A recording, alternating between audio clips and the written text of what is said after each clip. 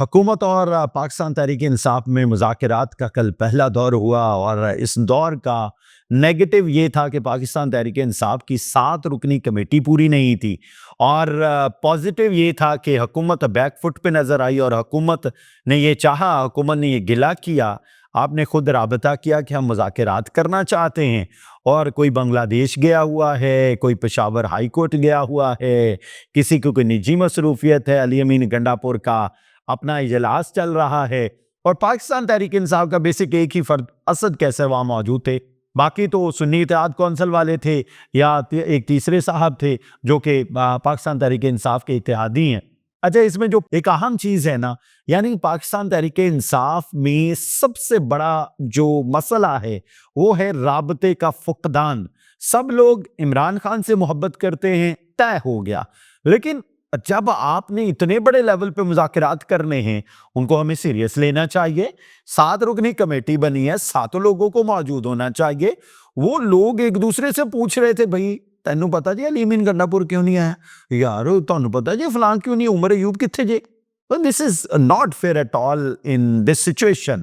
पाकिस्तान तहरीक इंसाफ को इस वक्त सोचना चाहिए कि अगर मुज़ाकरात करने हैं तो तगड़े करने चाहिए। बहरहाल जी, पाकिस्तान तहरीक इंसाफ ने फिर भी बड़ा तगड़ा मुतालबा ये सामने रख दिया कि इमरान खान रिहा चाहिए। पहला मुतालबा इमरान खान रिहा, उसके बाद बाकी चीज़ें देखी जाएंगी। अच्छा जी, बिलावल भुट्टो जरदारी जो है ना, वो बड़े हैवी किस्म के नौजवानों की फीलिंग्स के साथ खेल रहे हैं। वजीर आजम बनने के लिए सरतोड़ कोशिश कर रहे हैं बिलावल भुट्टो जरदारी। देखते हैं जी, उन्होंने खिताब किया है और उन्होंने कहा है कि ये जो बुढ़े बाबे 60 साल बैठे हैं ना इस्लामाबाद में, इन्हें पता नहीं कि आपके लिए सोशल मीडिया बड़ा इंपॉर्टेंट है। आपको फेसबुक यूज करनी है, आपको ट्विटर यूज करना है, आपको इंस्टाग्राम यूज करना है। आप लोग मुझे सजेशंस दें, मैं जाके कौमी असम्बली में खड़ा होकर बताऊंगा कि मेरे नौजवान ये चाहते हैं।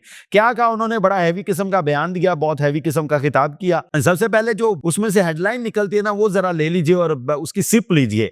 मौसमियाती तब्दीली के लिहाज से 6-7 नई केनाल्स और पूरा इंफ्रास्ट्रक्चर तैयार करना होगा। अब ये लाइन बड़ी इंपॉर्टेंट है। इस्लामाबाद में बैठे बुजुर्गों और अफसरान को इंटरनेट की समझ ही नहीं, डिजिटल हकूक के लिए जिद्दोजहद करनी है, ये कहा है जी बिलावल भुट्टो जरदारी ने। पूरा क्या खिताब था आपके सामने रखते हैं, एक एक चीज को एवेलुएट करते हैं। पाकिस्तान पीपल्स पार्टी के चेयरमैन बिलावल भुट्टो जरदारी ने एक बार फिर पाकिस्तान की आइंदा नस्लों के लिए मौसमियाती तब्दीलियों से निमटने के लिए जंगी बुनियादों पर इकदाम करने और पायदार तरक्की के लिए इंटरनेट तक नौजवानों की बिला इम्तियाजों, बिला रोक टोक रसाई को यकीनी बनाने के लिए नई कानून साजी की अहमियत को उजागर करते हुए public sector development programme PSDP को जदीद दौर के तकाज़ों से हम आहंग करने के लिए इसमें नौजवानों की आरा को मुकद्दम रखने पर जोर दिया है। ये है वो नौजवान जो पाकिस्तान का तकरीबन 66% है। जिस सियासतदान ने इस नौजवान को कैप्चर कर लिया, वो नौजवान अगला लीडर होगा, अगला वजीर आजम होगा। अच्छा जी, मीडिया सेल बिलावल हाउस से जारी करदा प्रेस रिलीज के मुताबिक PB चेयरमैन ने सिंध यूनिवर्सिटी जाम शोरूम में कॉन्वोकेशन से खिताब करते हुए कहा कि मुल्क की 65% से ज्यादा आबादी नौजवानों पर मुश्तमिल है। बहुत इंपॉर्टेंट है।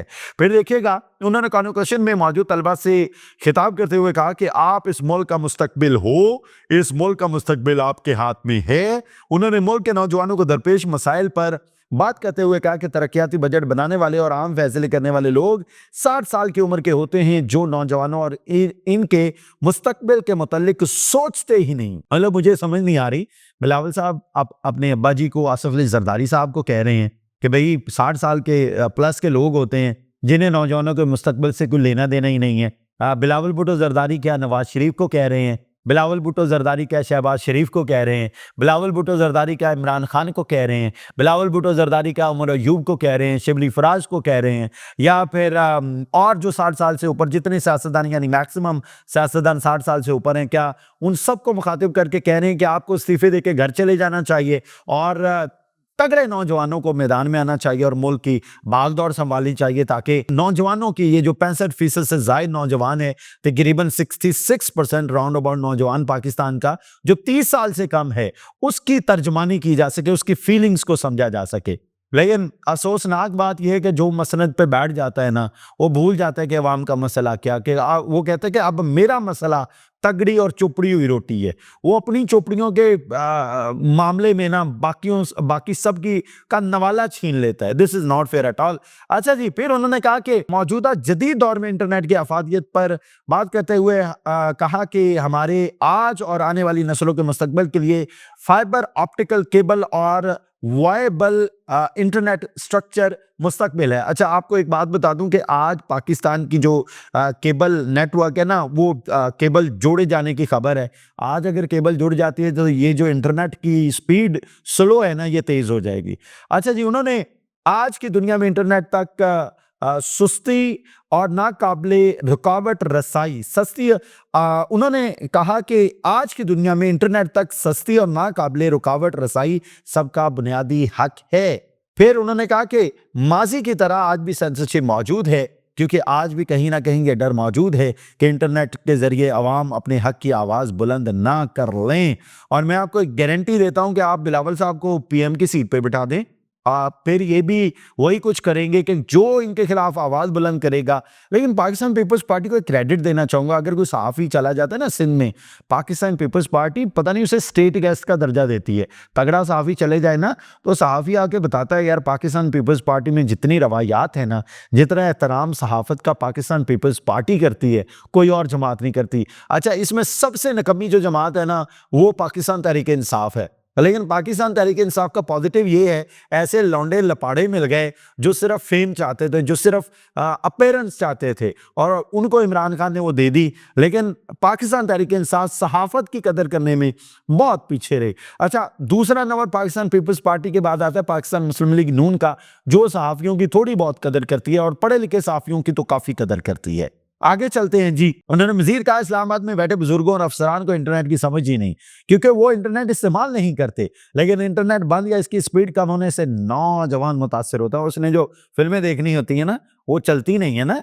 फिर हमें अपने डिजिटल हकों के लिए जिद्दोजहद करनी है, ये हमारा जमहूरी हक है, हम अपने जमहूरी हक के लिए लड़ेंगे। उन्होंने कहा कि शहीद मोहतरमा बेनज़ीर भुट्टो के ज़ेरे क़यादत अवामी हकूक़ के लिए की गई तारीख़ी जिद्दोजहद में भी तलबा ने मरकज़ी किरदार अदा किया था। इसी वजह से तलबा यूनियंस पर आज तक पाबंदी है, क्योंकि वो लोग तलबा से डरते हैं। पीपी चेयरमैन ने नौजवानों पर जोर देते हुए कहा कि वो डिजिटल बिल ऑफ राइट्स लाने के लिए उनका साथ दें। हमें डिजिटल हकूक़ के लिए कानून साजी की जिद्दोजहद करना होगी। मैं मुल्क भर के तालीमी इदारों में जाकर तलबा से उनकी हमायत मांगूंगा, ताकि हुकूमत से ऐसा डिजिटल बिल मंजूर करवाऊं जिसे हम लिखेंगे।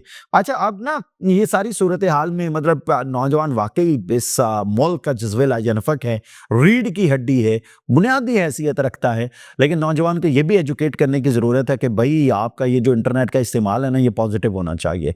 और अगर हुकूमत, अगर इदारे, अगर पॉलिटिशियंस और बिलावल भुट्टो जैसे नौजवान पॉलिटिशियंस ये समझाने में कामयाब हो जाएं कि नौजवान मुस्बत इस्तेमाल करें इंटरनेट का, मैं कहता हूँ ये मुल्क पाकिस्तान दिन दुगनी रात चुगनी तरक्की कर सकता है। मेरी दुआ है इमरान खान भी जल्द बाहर आ जाएं और ये मुल्क पाकिस्तान जल्द अज जल्द सियासी इस्तेहकाम की जानिब जाए, और सियासी इस्तेहकाम आएगा तो माशी इस्तेहकाम की जानिब जाए, और फिर इखलाकी इस्तेहकाम इतना इस मुल्क को के लिए ज़रूरी है जिसकी जितनी बात की जाए कम है। तो पाकिस्तान में इखलाकी इस्तेहकाम भी आए। अल्लाह ताला आपको और आपके अहल खाना को अपने ज़ुबान में रखे। इजाज़त दीजिए, अल्लाह हाफ़िज़।